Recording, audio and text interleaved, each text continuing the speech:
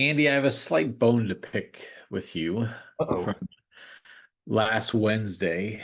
We were talking about the heel turn from Hulk Hogan and The Rock, and you had mentioned along the way that you thought the Hulk Hogan and NWO storyline Yeah. was bad. Yeah. I cannot disagree with somebody more in my entire Uh-oh. life than this, Andy. Like, how could you argue when Scott Hall and Kevin Nash were the bad guys in the WCW, and then talking about a third person, and they're fighting at Bash at the Beach, and out comes Hulk Hogan. Everyone's getting excited because he's going to save the good guys. And then he turns on his friend Randy Macho Man Savage Yeah. and goes heel, Andy. That was one of the greatest moments ever. Now I will say the NWO, the first 6 months of it was really good. Then it like really splintered into all sorts of madness and chaos. But that initial where they had the three people, Hall, Nash, and Hogan, that was amazing wrestling. Yeah. So all fair, Dave. All fair. So I don't want to, you're right. The thing for me was the enduring, like, bad guy Hulk Hogan just wasn't a cool character to me. Like Yeah. the multicolored goatee, and he was one, he'd already, like, at that point, even though he wasn't, he seemed old enough to come back. Like, even though he endured for like many more years after that, he seemed like, wait, this Hulk Hogan, like, didn't he retire? Who's this old guy? Why is he back? Just didn't fit for me. Like the idea, the fun, the twist of Hogan being a heel, all great. And, hey, the all black looked kind of cool. Just the whole idea of him being a bad guy just didn't work for me. Just it didn't at the end of the day, fun twist, but long term sticking with that whole storyline, I thought it was ho hum, Dave, ho hum. Okay. Because there All were so right. many cool, bad guys over the years, and he just didn't fit the. It didn't work for me, Dave. I'm sorry. I'm sorry, but I, hey, you're allowed to beat me up for your opinion there. That's fair. That's fair. I just felt like I had to, stand up for what I thought was a really fun time in Yeah. professional wrestling. So, That was kind of a okay. big moment in WCW, though, right? That really brought kind of WCW. I mean, Yeah. it's already growing, but that elevated it more. I used to like WCW before, like when it was the alternative wrestling league, and Sting was there, Lex Luger was there, Ric Ric Flair, Flair. of course, yeah. He was like 7-time champion back then. I think he's gone into it a billion more times. Like I thought it was fun. I thought it was fun, and Sting was one half of the awesome tag team, the other half being the Ultimate Warrior. When they were younger, they were a tag team. Both those guys were super cool. So it was fun. It had its place, but NWO just wasn't it for me. The WCW did have a run there where you had Goldberg and you Yeah, had some of these other quirky characters, and they were really a strong rival to the WWF. yeah, And now I think you have like AEW. That wrestling league has been pretty. I mean, seems to be pretty good, but that goes back and forth. The WCW, WWF really endures all of that. I mean, they did. That's. I mean, obviously Vince McMahon's got a lot of problems, but the one thing that he did was built that into really powerhouse there. And now, like Triple H is yeah. um, running that now, and I think he does a really good job. Obviously, you got a lot of the things that where they've been bought out and other things are going. But interesting times for wrestling for sure. I enjoy popping it on, especially when the pay-per-view. Since I do have Peacock, I get all the pay-per-views for free. Nice. Well, maybe not free since I have to pay $8 or whatever it is a month. But anyways, that's always fun. So, Andy, the other sporting event that was kicking off yesterday, we was start of spring on terms of the calendar. The astro what I don't know if it's the astrological or the meteorological calendar, one way or the other. It was spring yesterday, and that also means March Madness for basketball. Did you watch any of the games, Sandy? So I didn't, and as I scroll the scores, I realized I probably should have because it looks like there's quite a few busted brackets already. Yeah, I think the Kentucky game was really bad. Oakland, the 14 seed, beat Kentucky, the third seed. Kentucky hasn't won the title, I think, in like 12 years or something. So, but here's the thing, they gave the coach a lifetime contract. So if they have to buy him out, it's $33 million, Andy. That's $33 million. Yeah. There are a couple other upsets. I think, you always have the 5-12 games. So BYU lost. I think that was the 5-12. There was another couple upset. It was fun. I mean, look, I was working at home yesterday. I had the games on in the background. I was always able to look over and see what some of the games are. I love this time of year for those Saturday or Thursday, Friday games that start at noon, go through 10 o'clock at night. Just I love just that basketball. It's not always great basketball. There's their share of blowouts, but I definitely enjoy that. And being in North Carolina, Andy, there is no shortage of Tar Heel flags. I'm surprised not a whole lot of Duke flags. I think North Carolina seems clearly to be Tar Heel country, but Yeah. I know there are a lot of Dukies out there, Andy. So anywho, any thoughts on the tournament? Are you going to watch today? I mean, I won't watch, but I'll try to monitor a little bit closer, over the weekends, what's going on. Mostly, and the only thing that keeps me watching really is the bracket that one. Yeah. Dave will say we're in a bracket together. I was just checking, and I'm in first place. Just want to put that out there. It, Just putting that out it there. it's the I'm not, first week. How many potential points do you have, Andy? That's the the important thing is I'm presently in first place. All right, I'm just gonna take the win that's in front of me, Dave. You should take a screenshot of it. Yeah, we're in our Gate 15 poll. In fact, Andy's got 13 points of 16 possible. I've got 11. I had some struggles yesterday, but I still have the most potential points on the board, though, Andy, to max out if I win the rest of my stuff. So I'm just saying the game is afoot. Yeah, yeah. So We'll see. anyway, it's fun. It's a fun time. I think our colleague Ben Taylor won last year, if I am not mistaken. But I'm sure Ben would let us know. He's never. I know he's really shy and holds himself in there, but I'm sure he'll let us know if he did in fact win.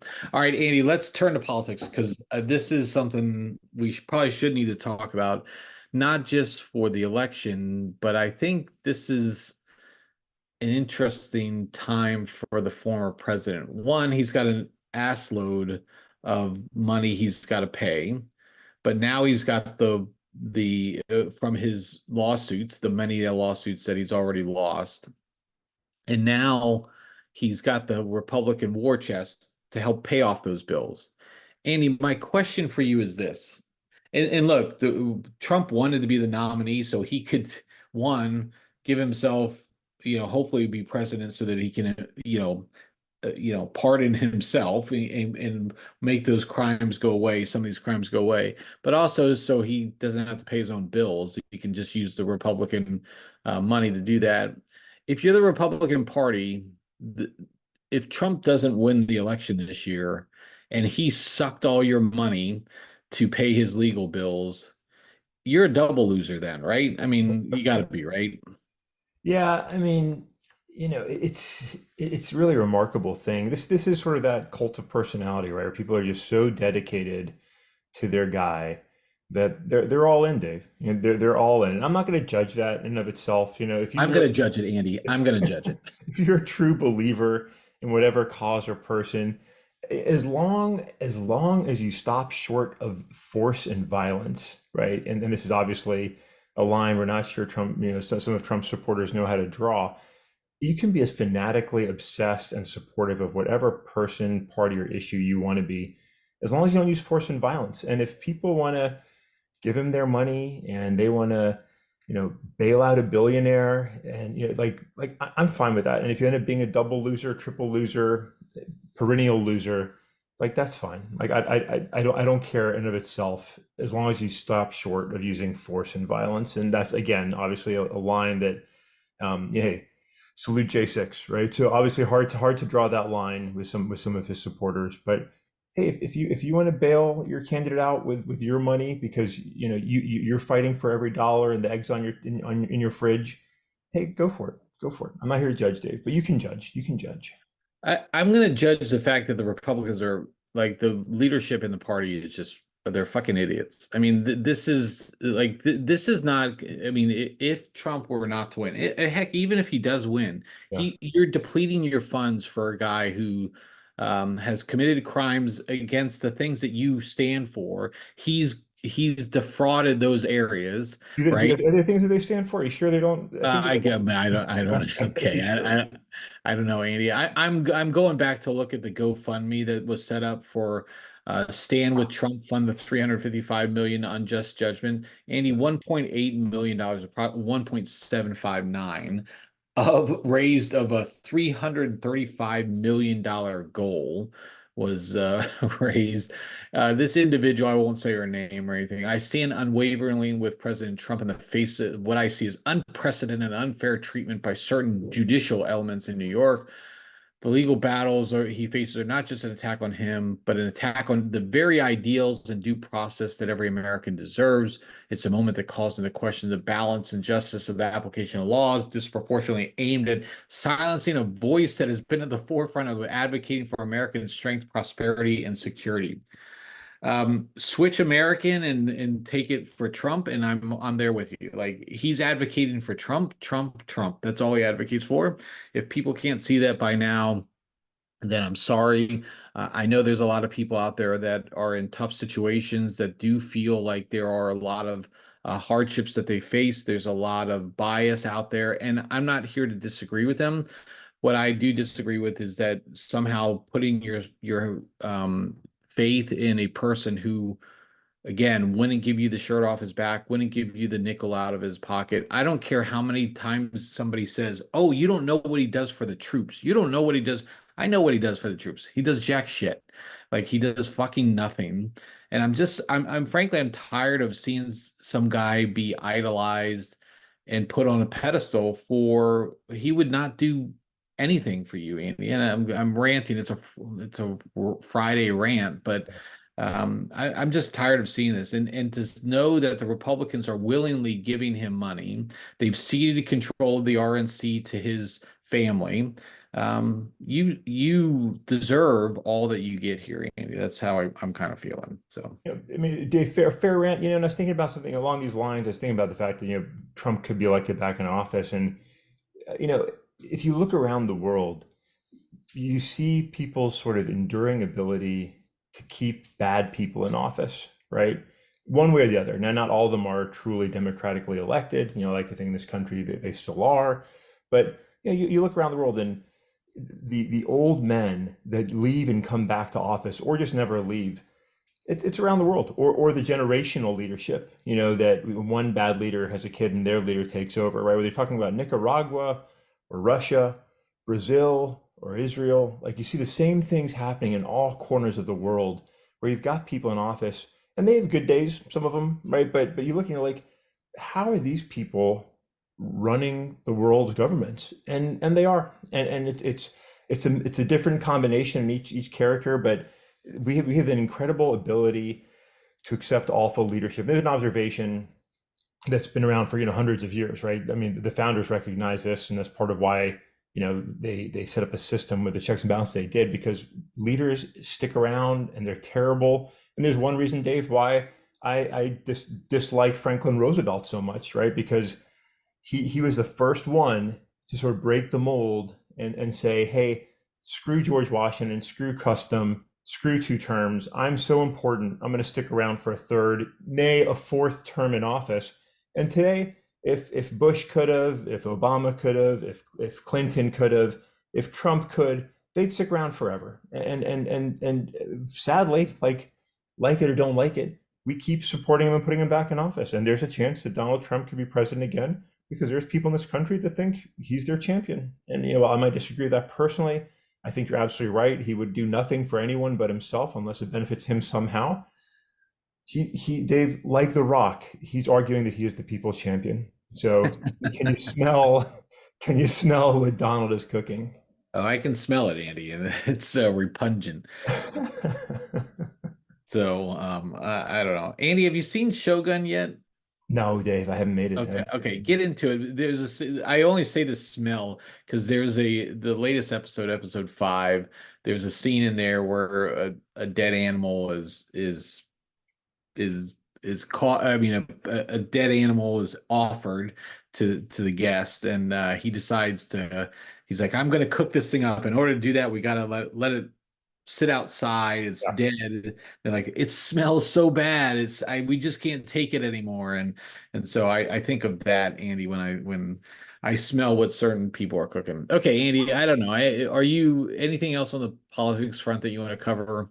Hey, well, I was actually, I don't know if my mom pointed this out to me. I don't know if everybody's tracking. Have you heard about Joe Biden's new shoes? Have you paid attention to this whole line? So Joe Biden's been getting some teasing in the media and with some on the Republican Party because I guess he's bought himself some new walking shoes, some new Hoka walking shoes that are wide soled and better grip to help him avoid, his not infrequent stumbles and falls, right? Because nobody wants to see older Joe Biden walking around, falling off stages and falling down the stairs of Air Force One. Not a good look in election season. So, Mr. Biden or his staff have gone out and bought himself some nice Hokas, and apparently that's helping him keep a grip on the ground. So, hey, good to see a little promotion for a fine brand of shoes there. So, good job, Joe Biden. It's entertaining to me to see these things. And the fact that people see it, pick it up, and it becomes a media story. So, hat tip to Mama J for recognizing the Biden shoe story. And there you go. So you've got one guy that's selling stock, maybe losing his properties, and trying to raise funds, and another guy that's just trying to keep walking successfully, Dave. So these are America's choices right now. But hey, also worth noting, today's the 22nd. So in just a few days' time, the big RFK reveal, who his vice presidential running mate's going to be. The NFL world awaits, the wrestling world awaits, Silicon Valley awaits to see, who his chosen partner in crime may be. So, man, oh man, are we a blessed country to be able to have leaders such as these to choose from? Okay, Andy, so I can say I like the hookah look. I mean, I have a pair, and so I can endorse that as a style, and good for him to try to stumbling, bumbling Joe Biden walking around. For the RFK thing, it can't be Aaron Rodgers, right? I mean, that'll be in the midst of football. There's no way it can be. It's a good story, but there's just no way it can be Aaron Rodgers, right?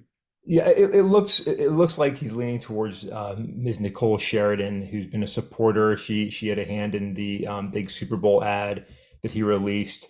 She's been involved with some pretty well-to-do folks in the California area. Young woman. It'd be interesting to see them make the argument for credentials, sort of like how she would serve as the vice president if she's selected as a running mate. But hey, young, energetic, different voice and personality. It would also be interesting to see three old men at the top of each of those tickets and potentially three women as the vice presidential candidate. There's something, I don't know, it's kind of just yucky about the way that looks to me. Like not one party could have one strong female. They're all old men with like this token woman partner. Some of that doesn't look right to me either. But nonetheless, we'll see. I don't think it'll be Aaron Rodgers.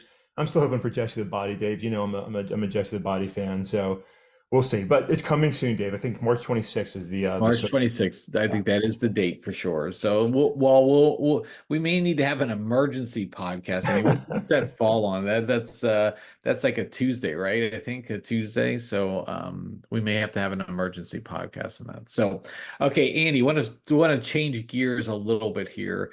And this delves into a world that you and I are familiar with. We speak about it on a separate podcasting series Oh, about security. So this is something I think is really important across the board, and it's kind of about time. So this is about devices, device securities, and putting product labels yeah. on these security systems, tools. We lovingly known as the Internet of Things, anything that you connect to your network. In the past, there's been a lot of issues around this because for as cool as many of those things are, they are not designed for security more than they are to be cool. And because they want people to buy their app, they want people to buy their devices. They want you to know you can have that interconnected world where you can say, Google, turn off my lights, Google, turn on my fan, do all this other stuff, or Siri, do this, Siri, do that, whatever it is.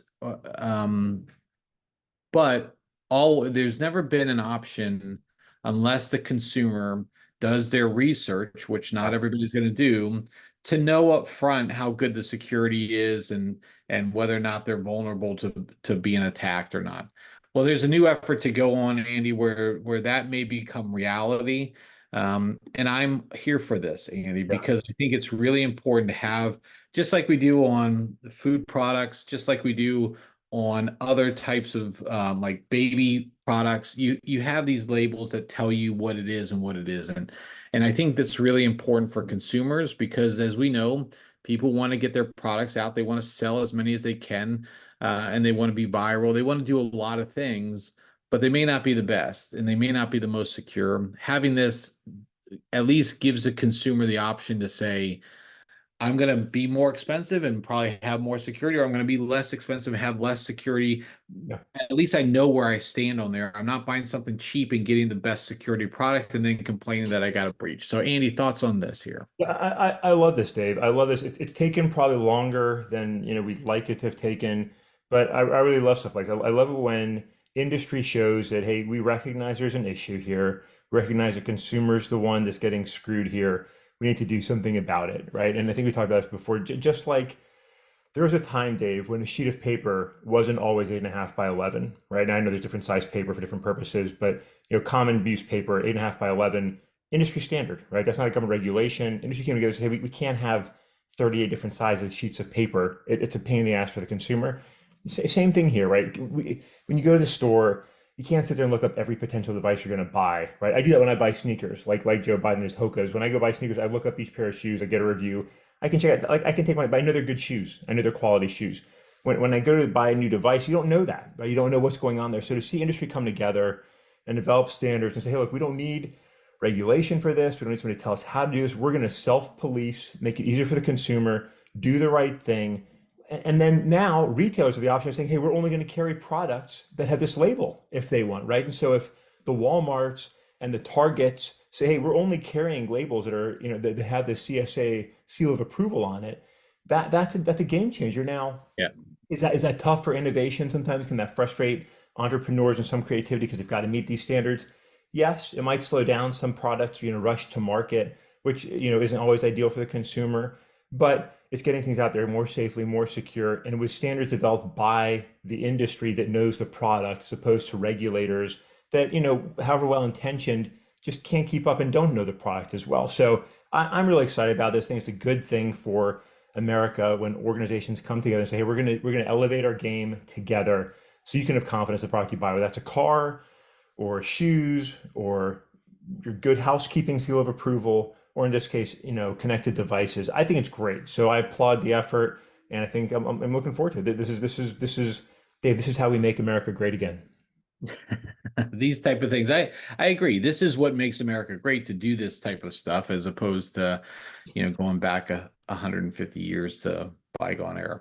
Andy, so I'm with you 100%. Again, you brought up it may delay things to market. It may also increase some of the costs because now you have to, maybe hire some people to go through this staffing and approval process. And but I think these are all good things in the long run because, again, we have way too many security breaches. Threat actors look, they're really good at knowing where these default passwords are, knowing where these vulnerabilities are, because all it takes is one, and you just need one vulnerability to get into a network. And as much as people may want to do the research, how much detailed is it really in? Even frankly, companies, organizations. I mean, while they may have third-party procurement processes and all that other stuff, is it? I mean, how detailed is it for every little product? And again, once you connect something to the network, there's no going back. Yeah. And if you don't take the precautions, then you're exposing yourself. So I'm all here for this as well. So anything else on this topic, Andy? Good, Dave. No, good effort, good initiative. Good to see. Good for America. Yeah, yeah. So Andy, any big weekend plans for you or? You I usually don't process even the weekends being here until Saturday morning when I have my Yeah, Saturday morning cup of coffee, but I don't think so. I think it's chores. I think we've got some rains coming in, yeah, yeah. so I'm excited about my workouts this weekend, Dave. I'm a simple man with simple pleasures, simple needs. Yeah, so Andy, you mentioned Saturday mornings, and that was the genesis of our Saturday morning cartoon show. Yes. And we had a lot of good debate on that. I had fun listening back to it again, Andy. Yeah. Yeah. And you've also put out a poll, Andy. You put Good. out a poll on Threads. You want to talk a little bit about that? I I mean, did. I felt like, we had a good discussion. I thought a lot of good, references, and there were so many that we missed too, right? I mean, there's so many good cartoons growing up. We can get into so many. I was thinking about like even some of the old, like Atari themed, shows. There's Pole Position, if you recall that. There's so many out there. So I said, hey, Threads people, anybody want to weigh in on this vote? And so I gave four options, right? I put some of the ones we mentioned there: GI Joe, Voltron, Scooby Doo, and a something else category. I'll tell you, Dave, you had some support. So did I I. Right? did. Scooby and Voltron both came in with 11% of the vote. So, others agree. I was excited to see some enthusiastic comment, for Voltron. We had some something else came in pretty strong. There was some reference to My Little Ponies and some unspecified preferences for something else. But Dave, the winner, not surprisingly so, with 44% of the vote. Yojo. People love Destro. People love, Flint. I don't know if they love Serpentor so much, but I did. I did. Along with Zartan and the others. So hey, GI Joe won the poll, Dave. So I think we were in the ballpark, but in this non-representative, meaning nothing poll, GI Joe took the day. Yeah, that's good. I think we should probably do this more often, Andy. Give some things and let our listeners listen. So there was an honorable mention. You said on the something else. There was the My Little Pony one, and I think you even called out Gem, Andy. So that was quite fun for sure, right? What's one of your favorites? I want to keep it off the list. You know what I mean? This is very true. This is very true. Andy, I'm going up to Virginia Tech this weekend. I'm going to go see my son. It's his last season of playing lacrosse. He plays on the club lacrosse team there. They're quite good. They just beat the number four team last night. They play the number, I don't know if it's the number one or number two team this weekend on Saturday. So we're going up for that. Gonna have a fun time Yeah. and get to see him. This is his knock on wood, Andy. This won't be another year at Virginia Tech, Andy. I'm just hoping. So um Well, Dave, I'm excited to know you'll be just a few hours away from me, as you enjoy that game. So have a good time, enjoy the drive, enjoy lacrosse. It's a fun time of the year. My youngest son, both my sons played lacrosse. My youngest now, they moved on for a year. So this is the time of year when we'd be getting into, spring lacrosse, and it's the first time in a long time that we're not doing that. So, I miss that. So I'm glad you get to go up there and enjoy cheering on your son. We were very loud, enthusiastic uh, cheerleaders, Dave. My wife and I, ever since the kids were young, we're known to be sort of, let's just say, a little over the top in our support. Are you a loud cheerleader? Are you one of the good parents that sort of, hey, good job, and keep Andy, I like it? to sit by myself away from every other parent because I like to just watch the game. I don't Yeah. want to hear any parent scream wheels. I don't want to hear any parents call out defensive plays. Backdoor. Yeah, yeah. Yeah, he's open. Like Right. anybody can Coaching, fucking coaching from the. I hate that. I hate the coaching from the bleachers. I've always hated that. yeah, yeah. It's always great the parents who go up to the coaches after the game too. Is like, yeah, I noticed this. Look, I know it's a small segment, but it's actually you're probably more that guy, not you, but a lot of people are more that person than they care to believe. Oh, I'm not that type of guy yet. I have the coach's number Yeah. on my phone. I don't ever have coaches' numbers on my Yeah. phone. Yeah, I used to when I coached my kids in different sports, soccer primarily. I just season of flag football, and I remember they were young. I mean, this was for my youngest son. I think he was like 7, and then I'd have parents coming up to me, offer me suggestions and tips on how to Yeah, utilize their kids more effectively. I was like, yeah, just get the fuck out of here with your player tips. Like, I'm going to play all the kids. They're all going to touch the yeah. football. The team sucks, right? We're just going to have fun out here. And I was a louder cheerleader when I was coaching than I even am from the stands. But yeah. So yeah, I'm with you. Those parents are honest, but I am just allowed. I don't agree with coaching from the bleachers. I hate that very much. But I just love to cheer on the team There you go. enthusiastically. So anyway, I hope Yeah. you have fun this weekend. Enjoy that. Yeah, there's a lot still going on. We're not going to get into it all today, football and otherwise, but there's a lot to look forward to next week. So some fun discussion this week. I commend you for it. And Dave, if Amazon does what Amazon does so well, which is deliver goods to the consumer in rapid fashion, which I'm confident they'll do, to continue our cartoon discussion, I'll have a treat for you Monday morning. Oh, I cannot wait. I cannot wait. And I don't bet against Amazon, Andy. I don't bet against. Never do, never do. All right, Andy. It was good. Yeah, like I said, it was good. Like you said, good series of podcasts this week. Fun time, fun topics. Hope you all like are listening who oh, I spit that out, Andy. Hope all our listeners like what they're hearing. Please let us know. You can reach out to Andy and I on X or Twitter. Andy mostly, I'm sorry, X or Twitter, X or Threads, I should say. Andy's more on Threads. I'm generally more on X, though. I'm almost out of it, Andy, completely. But please reach out to us if you like, and Andy, I'll catch up with you next time.